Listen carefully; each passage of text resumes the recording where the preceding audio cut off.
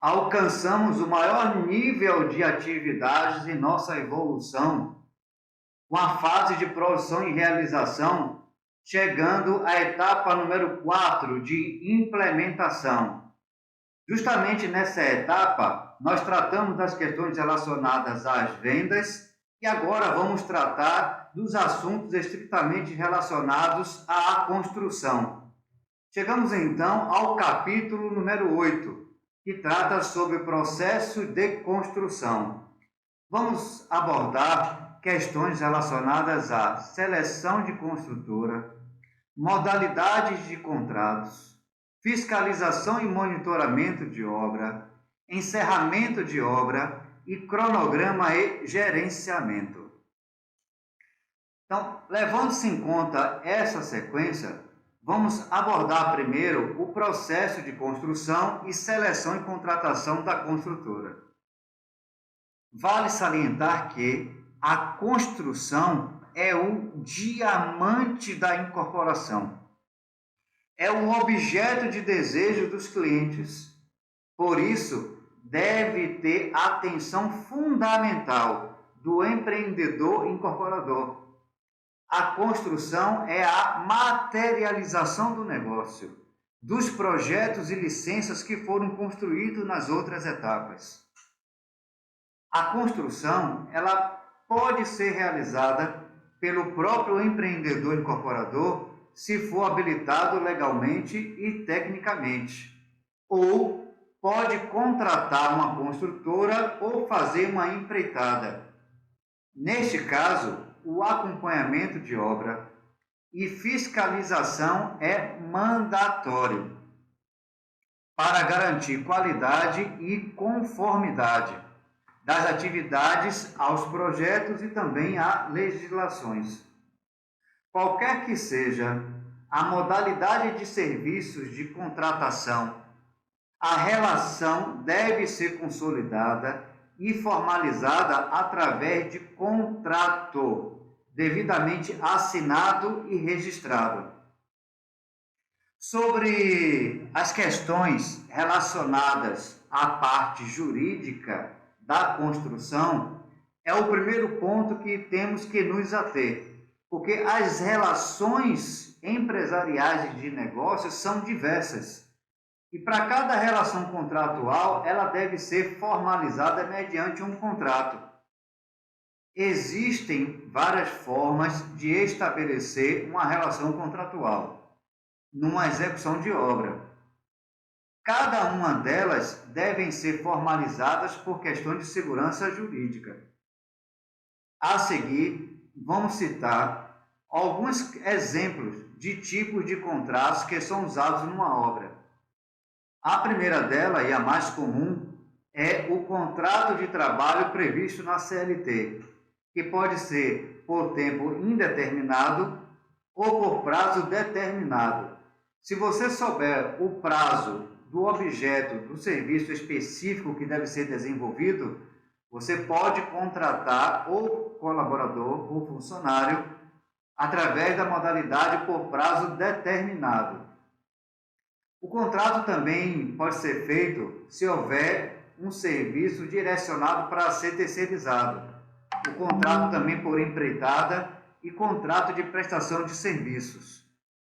A questão não é o contrato em si. Você pode encontrar um modelo com mais facilidade. A questão está em você adequar de forma correta o tipo de contrato para cada tipo de situação que está sendo desenvolvida dentro da obra. Nenhuma relação de negócios, de prestação de serviço dentro da obra, deve ficar sem ser formalizada. Existem contratos também da incorporadora para a construtora. Por exemplo, o contrato de obra por administração ou preço de custo. Temos também o contrato de custo-alvo, o preço máximo garantido, conhecido também como PMG, para contratos com preço fechado. Existem outras modalidades, mas essas são as principais. A questão, justamente, quando chegamos nesse ponto, é que como deve ser decidido a contratação de uma construtora. A primeira avaliação estratégica deve ser a definição da qual a forma e modalidade de relação contratual que mais se adequa aos objetivos e possibilidades. Esse é o ponto. Levando em consideração, então, esse aspecto, é importante frisar, antes de seguirmos, como estamos abordando a perspectiva da incorporadora que explora o negócio com a finalidade de obter lucro, não vamos abordar a modalidade de contratação de preço de custo no sistema de cotistas, onde não há a figura do empreendedor na posição de incorporador. Estamos abordando em nossa temática aonde um empreendedor exerce a atividade de incorporação com a finalidade de auferir lucro. Então, nós vamos abordar duas modalidades de contratação de construtoras que são as mais comuns, que se adequam a esse tipo de cenário. O primeiro deles, que nós devemos observar, é que existem alguns contratos e, de acordo com cada situação que houver no momento, ele é mais apropriado para atender aos objetivos e necessidades e possibilidades naquele momento ao incorporador. A primeira situação é quando os projetos não estão bem ou completamente definidos ou detalhados ao ponto executivos, pelo menos em sua maior parte.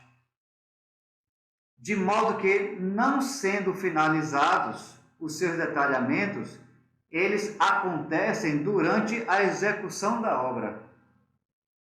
E quando o empreendedor ou incorporador possuem um bom controle e estrutura de aquisições e contratações, desde que sejam contratados dentro de uma SPE, a modalidade nessa situação em que não há os projetos ao nível executivo em sua maioria, e eles vão sendo detalhados enquanto a obra está sendo executada, a contratação e o modelo mais indicado é o contrato por administração. Neste caso, a obra ela é realizada por uma construtora que recebe em contrapartida uma taxa de administração sobre os custos incorridos. Geralmente, essa taxa varia entre 6% a 12%, que é o que é praticado no mercado. Vai depender da negociação e das condições pactuadas. Se, por exemplo, naquele determinado mês, os custos incorridos na obra foi de R$ 1 milhão, a taxa de administração será de 10%, no caso, se for estabelecido como exemplo, R$ 100 mil. Será R$ 1 milhão pelo custo incorrido da obra, mais R$ 100 mil pela taxa de administração paga à construtora, ou seja, R$ 1 milhão e 100. O segundo cenário que nós temos é quando todos os projetos estão no estágio executivos, ou seja, todos os detalhamentos estão finalizados e aceitos, bem como os demais parâmetros utilizados para a orçamentação, utilizados para o planejamento de obra. O empreendedor tem, então, a oportunidade de optar por disponibilizar o acervo de projetos para as construtoras interessadas, para que elas apresentem propostas de orçamento e de execução para construir, com a condição limitadora dos custos ao teto do orçamento. Ou seja, Se a construtora gastar mais do que estava previsto no teto orçamentário que foi acordado, esse custo adicional incremental corre a prejuízo da construtora. Mas, em contrapartida, essa modalidade prevê um benefício. Havendo economia, o benefício ele é compartilhado. Então, se temos um orçamento que custa, no seu teto, 10 milhões de reais, uma vez que a construtora, para executar o empreendimento, gastou 11 milhões de reais, há um estouro de 1 milhão de reais. Neste caso, nessa modalidade, neste acordo, esse adicional, esse custo extra que houve de 1 milhão de reais, deve ser assumido integralmente pela construtora. Mas, no caso de a construtora, havendo realizado o projeto com teto orçamentário de 10 milhões, mas ela conseguiu performar em 9 milhões, tem uma economia de 1 milhão de reais. Essa economia ela é compartilhada com a contratante, com o incorporador. Então, 500 mil para cada. Essa modalidade é chamada de preço-alvo ou preço máximo garantido, ou PMG. É importante ressaltar, neste tipo de modalidade, que o incorporador deve prezar muito pelos mecanismos de controle e fiscalização, uma vez que a construtora é bonificada pela economia do projeto e com isso ela pode vir a comprometer a boa técnica de execução ou a qualidade dos materiais empregados na obra. Então, em razão disso, a fiscalização deve ficar presente dentro do canteiro de obra e dentro da governança do processo de aquisição dos materiais, com um preposto técnico que consiga acompanhar a equipe técnica da construtora para anuir as questões das metodologias empregadas. Então, o processo nessa modalidade de fiscalização e acompanhamento devem ser mais afincos, fortes, presentes, do que na modalidade do contrato por administração. Nessa modalidade de orçamento, a construtora também ofere a taxa de administração e mantém o compromisso com a performance orçamentária, obviamente. Então, essas são as duas modalidades que nós estamos abordando quando o incorporador é um empreendedor que tem o objetivo de oferir lucro. Porque no caso do preço de custo no sistema de cotistas, o incorporador que deseja oferir lucro, ele não se encaixa nesse contexto. Então, por isso estamos abordando essas duas modalidades. O contrato por administração, nessa modalidade, nessa forma que colocamos, e o contrato de custo-alvo, ou preço fechado, ou preço máximo garantido. Bom, sobre ainda os requisitos na hora de contratar a construtora, deve ser exigido a comprovação de capacidade e suficiência técnica. Deve ser exigido da construtoras participantes, porque não é necessariamente a situação de que a construtora que apresente o menor orçamento seja escolhida. Tudo faz parte de uma análise geral que o incorporador deve analisar o risco envolvido. Obviamente, se ele vai construir um prédio de luxo e vai contratar uma construtora que até o momento só fez obras de infraestrutura, ele deve avaliar o seu risco. Ele é livre para contratar quem ele quiser. Mas a comprovação da capacidade ou suficiência técnica, através do currículo da construtora, deve ser também demonstrados como ponto de avaliação na época de seleção da construtora.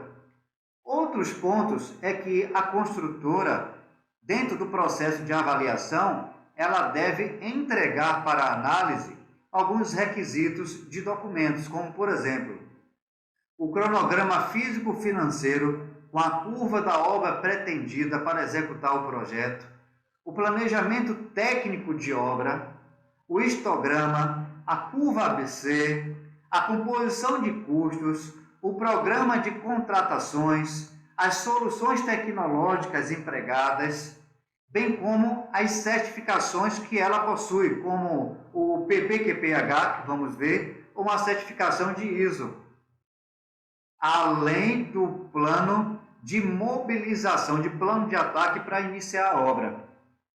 Então, esses são os pontos inerentes relacionados à construção, no que diz respeito ao papel da incorporadora quando for contratar uma construtora para conduzir o processo de execução da obra. Esses são os pontos de atenção que devem levar em consideração aquele que está à frente para estruturar e conduzir o empreendimento.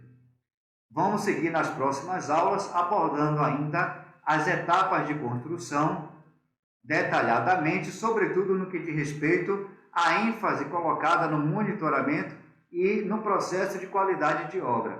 Veremos isso nas próximas aulas.